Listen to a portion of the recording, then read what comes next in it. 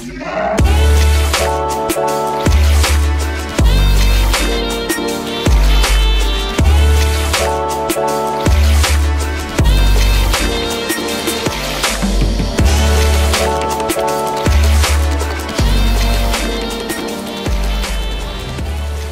are getting better for Battlefield 4, and I have one suspicion as to why. Obviously, the CTE program appears to be working. There have been now, I think, 4, maybe 5 updates to the CTE program since it was first announced, and that was only 2 weeks ago, so things are moving forward quite rapidly here. And we've seen some great improvements in that side of the game. Now, those are about to be brought across in the first public patch for Battlefield 4 that will include stuff from the CTE program. There are still things that need to be tried out, there are still things that need to be made sure that they work in the public version. DICE haven't had the best track record with Battlefield 4, but they really have brought it back up to scratch with the CTE program. Now, my reason as to why Battlefield 4 is getting so much better is obviously because of this CTE program. But without it, where would we be for the next Frostbite shooter? We know it's going to be revealed at E3, and that's what, like 2 weeks away, if that? So if CTE hadn't been started, where would we be right now for the next possibly Battlefield game or first-person shooter? I mean, let's face it, it would have been diabolical. I mean, look at the launch that we had for Battlefield 4. There was a massive amount of hype around that game, and it was built up so much because EA's hype train was just unstoppable. And when it was released, there was a massive disappointment on the faces of the community. Imagine if CTE had been released a couple of weeks after Battlefield 4's release. There would have been some hope in the back of the minds of people that were very disappointed with Battlefield 4 that at least DICE were willing to approach it and willing to try and fix the game as much as possible. If that had been released back at the start of Battlefield 4, I think the game would have been much more successful and much more popular now, because Battlefield 4 really isn't that popular anymore.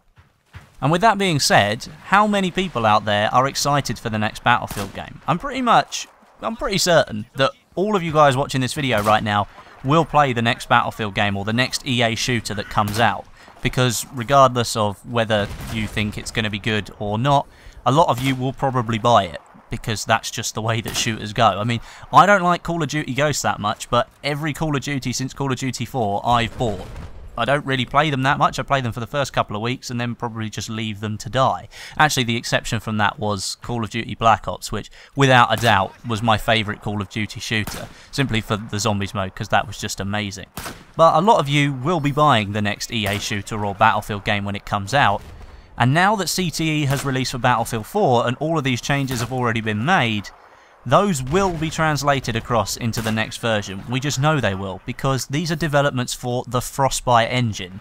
Not just the Battlefield series, but the Frostbite engine, which is now an EA engine, which is used in pretty much every single game they've released so far this year. So the main difference with the CTE program, as opposed to the public version of Battlefield 4 at the moment, is the tick rate. It's been increased to 30 Hz instead of 10. Which basically means it's now tripling the amount of times per second that it updates to the central server, so it can update your position on the map and update your enemies' positions on the map as well. Basically, that translates into better hit registration, better location of players on the map, and better gunfights that are more predictable. If you go into one knowing you should win, it's more likely that you're going to win. There's still room for improvement. There are a couple of times where I've been shot round corners and where I really felt I should have won gunfights and I didn't.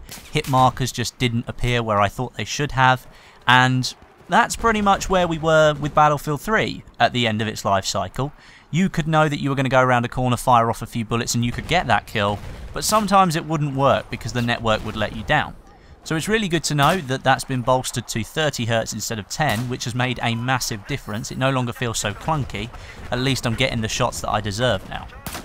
And it can only get better from here. The CTE program isn't just about developing and making Battlefield a better game and the Frostbite engine a better engine. It's about integrating things into different games that the community have requested. Things like feedback, which DICE have been a little bit quiet to for Battlefield 4 and Battlefield 3 for that matter, are actually being implemented into the game. You may have not heard of this before, but the triad idea was something that was developed for Battlefield 3 and was an absolutely amazing idea. Basically, the concept behind it was that you could look on your screen when somebody needed to be revived, and it had a timer on it. So it would go around in a circle, and you'd be able to tell how long you had left to revive that guy before he was actually dead and you couldn't revive him anymore. But more importantly, if there were multiple people that needed to be revived, you could prioritise which one that you wanted to go for first. So the guy that was closest to you might have the longest amount of time left on his revive circle timer thing, but a guy further away may only have half, and you have the opportunity to sprint there and revive him, and then sprint back and get the guy who's got more time left. And that was so much of a good idea that people were clamouring for it in Battlefield 3, and it never got implemented. And if rumours to be believed, it will be implemented into the CTE very soon. So we could be seeing an actual game-changing feature right there. Finally, a way to prioritise who you revive. In Battlefield 4, people don't revive a lot anyway, and I think that this could really bolster getting the defibs out again and actually reviving somebody. Because trust me, do you know how annoying it is when you can see your own players running past you on the orange kill cam in Battlefield 4 and nobody revives you? You all must have felt that. It's so annoying when somebody doesn't revive you and you know they've got defibs. So finally, we may be seeing sort of a fix, a request for something that should have been fixed a long time ago. So yeah, the CTE is working out really well. If you guys aren't in it at the moment, they are periodically letting more people in. So I believe at the moment, I think all of the 10,000 slots that are currently open have been taken. But I will leave a link in the description to the sign up page, just in case that you're watching this video and they've recently opened the window to let more people in. You can go and get yourself signed up. But that is the end of the video today, guys, so thank you very much for watching. Make sure you leave a like rating today if you enjoyed the video, and comments are always appreciated. But until next time, my name is Westy, and I'll catch you guys in the next video.